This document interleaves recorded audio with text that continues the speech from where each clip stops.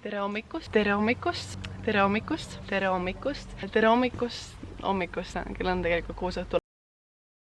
Tere! Teeks sellise rahulikuma video täna. See on midagi uut minu jaoks ja minu kanali jaoks. Ma ei ole kunagi sellist videot teinud. Ma teen selle video sellepärast, et päris mitmed inimesed on minult küsinud, et Eeva, mis sa peale keskkooli edasi teed, kas sa lähed tööle, kas sa lähed kooli, kas sa võtad vaba aasta, no nagu ikka küsitakse, on ju.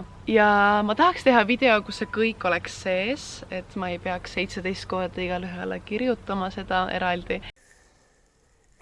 Eeva, kas sa ootad kedagi või? Miks sa vaatad kogu aeg sinna? Kes sealt tulema peaks? Ja samuti on see video ka väike transition siis minu järgmistele videotele, mis ma loodan, et tulevad.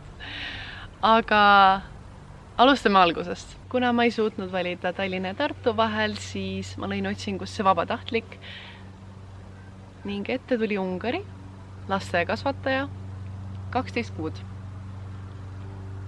Ja siin ma nüüd olen 10 päeva pärast ma lahkun Eestist ja lähen aastaks ajaks Ungarisse lasteaeda tööle. See tundub nii veider, kui ma selle välja ütlen. Aga ma olen nii põnevil ja nii elevil ja ma ei suuda lihtsalt ära oodata ja ma loodan, et ma saan seda aastakest teiega jagada. Aga jah, näeme Ungaris.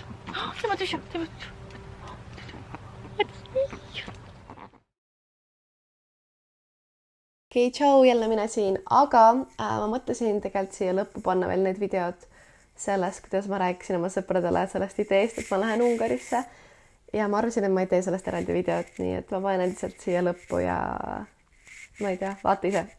Lähen Ungarisse aastaks. No nagu augustin eelmise aasta. Jah.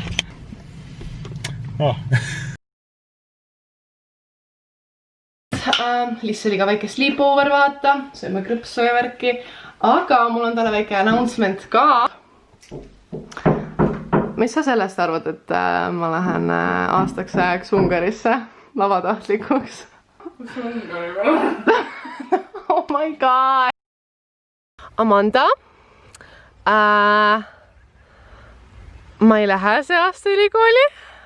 Ma lähen Ungarisse 12 kuuks vabatahtlikuks. Ei, päriselt!